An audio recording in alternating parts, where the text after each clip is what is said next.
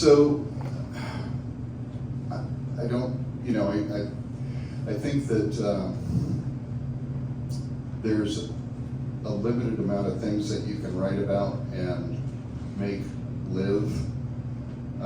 I've chosen to write about work and truck driving primarily, but although this book is about truck driving, it's also about spiritual pilgrimage and wilderness times. This next poem I'm going to read is called The Hauling Witness, and basically I had to weekly make trips to Grand Junction and from Denver, and you know, you're driving I-70, and in the winter it was pretty rough sometimes. And one of the things that was a big comfort to me was that there's a gorge that runs along I-70, and there would be a train that was running west along with me, and I would watch it and hear it, you know, during snowstorms even. So this poem is sort of about that. Slid past now some pretty cities, lit, casinoed, struck rich, but by what once were impoverished pockets of old mining mountain towns, risen, bouncing glint of moon or stars, they lie, hide, rest, or ridden, askance, steel rails, hard, gray, blue, or black, and black of night.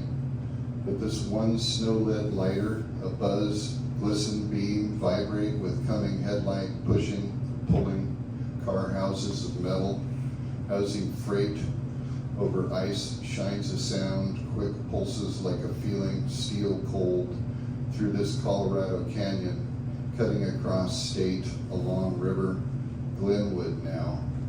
From up beyond upscale ski towns, dollared snow, veiled passes, pines, interstate by ways of tunnels, several, through mountains, rocks, over tracks, ties, snowfalls, fine powdery fluff, flaky quarters, amassed, a whistle pours, screech of wheels on rails, cornering and whine, engines a roar of great, great and shine, on over through to junction, then honeyed sunrise, blind, behind, driving, beyond toward a blood-rocked sky, setting west amid fuel, fumes, and exhausted grease, smoke, puff, steam, thaw.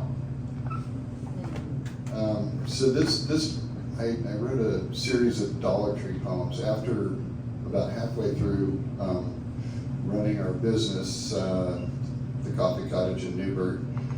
I went back to driving a truck, went back to my old career, and delivered Dollar Tree freight. It was regional work, Oregon, Washington, Idaho. There were like 150 stores. And so this poem's a dream, and I guess the only other thing I'd say is I'd probably retitle it differently if I had a choice. But in the early 90s, truck drivers being outlaws would, they would adopt a persona. I know it sounds odd, but I think it was because of Pirates of the Caribbean that they would dress like pirates sometimes, or cowboys. I mean, not sure. Anyway, I was sort of a t-shirt, shorts, tennis shoes kind of guy, but then apparently I also thought I was Gandalf. So anyway, this is called No Pirate, No Cowboy, but Very Blue Collar at the Dollar Tree in Eastport Plaza, Portland, Oregon. What I remember being sent out. We were sent out one by one into darkness. A group of us sent out without any map, always at night. It was dark, and we would go out singly, and it seemed as if to spell one another and follow a line, but somehow I knew we always took different routes, a great arc or an orbit into vast wildernesses, Was it forest, meadows, mountains, or parks? I don't remember any civilization. I don't remember any sounds, street lights, bells, or chime. Not even gunshots. I crossed a stream in my boots and wore a raincoat and carried a stick. We all had these, like a uniform. A stick, a staff of protection, a talisman. I knew or had been instructed that should I stray from the line of orbit, a line that couldn't be seen by me or anyone, but felt or knew the route, that I would be vulnerable because what I was doing was perilous, fraught with danger from creatures or forces in the dark, present but unseen, and whether we were at war or this just a fact of living, the mission something or someone depended on, a simple task, but don't remember who or what. Was I struck by something in the dark? And I never met anyone, and I couldn't remember why. Later, pieces of it float back to me in my coffin bunk, and again later as piece by piece rolls off the truck to a crew, stacking it somewhere unseen.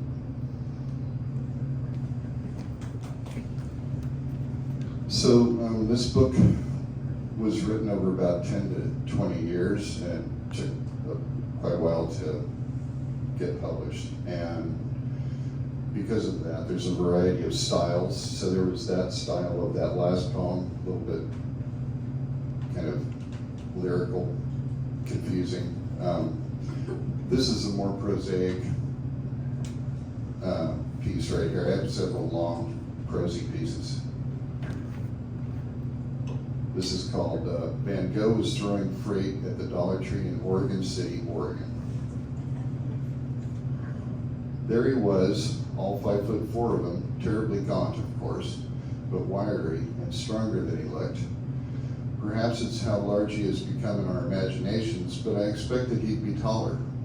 Just as I was sure it was Van Gogh, because self-portraits don't lie, do they? I was simultaneously positive it couldn't actually be him. Obviously, right? Perhaps someone equally crazy wearing a costume with natural physical similarities. Hell, I could play along. He did have the close-cropped red hair and angular features, and the first thing he did was demonstrate he wasn't afraid to climb into the trailer and work side by side with me, despite the fact that doing so went against Dollar Tree policy, injury and liability issues. I admit, at first I was disconcerted. Could it really be Van Gogh, a poseur? Did I want a genuine or a fake crazy person in the trailer with me? What about that ridiculous straw hat he wore, decorated with many brightly colored ribbons? Apparently he didn't worry much for his appearance, despite tauntings he must take daily from school children for it. Most alarming, the missing ear. Wow, that's hard to fake. But then you notice splatters of paint on his clothing, shoes, his hands and arms, rings and flecks under his fingernails, which were bit to the quick. You paint? I asked. Yeah, he responded. Mostly houses, my day job. The odd thing was the paint on his body and clothes weren't colors conventionally used in house painting, but why push it? We alternated throwing the boxes onto the rollers, which when moving quickly made a sound like a loud swarm of bees. I make my handful of francs here for a few hours a week. Francs? I smiled, humoring him. You mean dollars? No, a common mistake, he smiled, not budging an inch. I'm Dutch, but moved here most recently from France. Ah, I said. If we were in California, I wouldn't be asking questions. Context would speak volumes. Okay. Sometimes Dollar Tree stores got temp help from the local rescue mission, especially in Spokane, I noticed. This never bothered me. Any help was help. Still, damn it, after all the self-portraits, how can you not know Van Gogh when one is standing and working and sweating right next to you, muscling through the heavier freight? I began to wonder if something were bothering me. A bad sausage and egg McMuffin for breakfast. Something slipped into the coffee. He could tell something was nagging at me. Perhaps it was because he was throwing 2 or 3 cases for every one of mine, and I couldn't stop staring. Finally he said, I remind you of someone. Believe me, I get this a lot. I'm not done yet. Sorry. All I could think to say, dumb as it was, damn, you're a hard worker, aren't you? Passionate too. But tell me really, who are you? Actor fallen on hard times? Color and light, he said. Light and color, always. Even throwing these trifles out the back end of a trailer, as if the heaven between moments were all that mattered. We, you and I, serve the mundane, the tedious till it sparkles. Eh, my truck driving friend? Time to play hardball with this little fruitcake, whoever he was, I decided. But you never worked a day in your life, except for a time as a failed art dealer, and at your art and painting. Your brother supported you tirelessly. Now we get to the heart of it then. His sharp blue eyes pierced me in the half light of the dim trailer. Perhaps I am working to pay out my debts, which are many, many. Or perhaps I am not the man you take me for. Seriously, after all, how could I be? But honestly, how could I be anyone else? Could you be mad? Are you merely stupid? Something else? I cannot see or believe for you. Perhaps I am, as I used to think of my life, on a voyage in a frail boat in perilous seas. Or perhaps I was like a man who poured so much life into my pictures, I neglected to live. In fact, somehow, he laughs, confused painting with life until now. Every day is extraordinary. We pilgrims sorrowful, yet always rejoicing. Despite my no-nonsense attitude, as I looked at him, he began to shimmer around the edges, not exactly lighting up, but brightening and blurring a bit around the edges. As he took his hat off and mopped at his brow, I thought about how little sleep I'd gotten last night as we finished, and he turned to walk to the edge and jumped nimbly down from the trailer. He pointed to the propaganda poster on the warehouse wall. Make every dollar count. I said, hey, thanks for the help today. He waved and nodded and turned a corner without looking back, heading for a smoke or a drink of water, no doubt. I placed the load blocks and tightened the strap, lowering the rollers to the floor and feeling very tired. But my head was strangely buoyant and light, like a fever was coming on.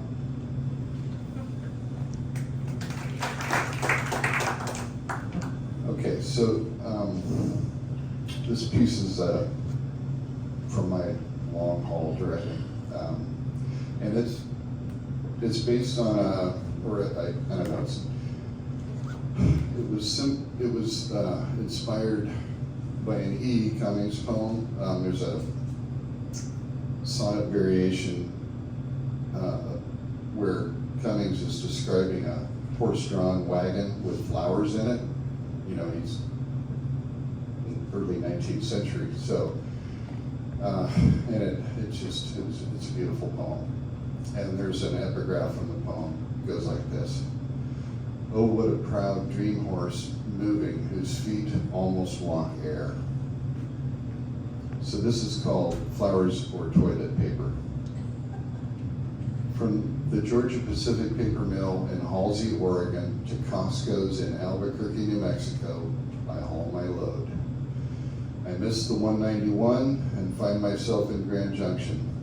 To get back on route, I must cut down through Ouray and over Red Mountain Pass to Durango. Gorgeous scenery, yes, but after chaining up, I must negotiate a 14-foot-high trailer through a rough-hewn hole in rock the sign says is 13.9. Pull my 20,000 pounds of toilet paper and paper towels over cinder-strewn packed powder up 10-mile-per-hour switchbacks, and in the space of a mile, past signs warning of avalanche, falling rock, deer and elk, and 6 to 7% grades, repeatedly. There is no shoulder or guardrail, and the cliffs are sheer, and as I ponder these things, I also wonder, will the dear people of Albuquerque, Costco bargain shoppers all, think of me as they mop spills or wipe their asses with sheet after sheet from the reams I bring them from afar? I am paid to do this. Half my trailer goes to the first Costco at 3 a.m. my time. I make it. Glory. While I wait for the receiver to check in the load with a handheld device that registers barcodes, and marvel at the finesse of the forklift driver stacking and maneuvering pallets on a loading dock too small, an impatient man appears, a straight truck driver.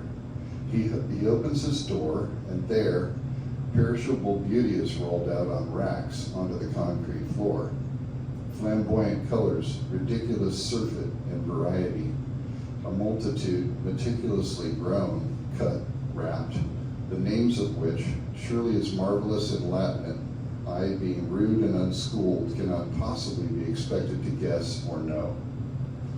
Placed in buckets, rolled out before the indifferent eyes of the receiver, checking boxes off on the load manifest.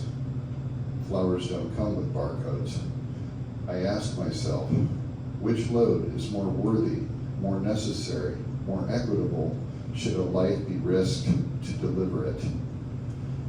Done, he reloads the racks, takes the buckets, some empty now, and throws the water in them forward onto the wooden bed of his truck to wash the floor clean. Thanks, and Merry Christmas. Also, I hope you guys do your own work.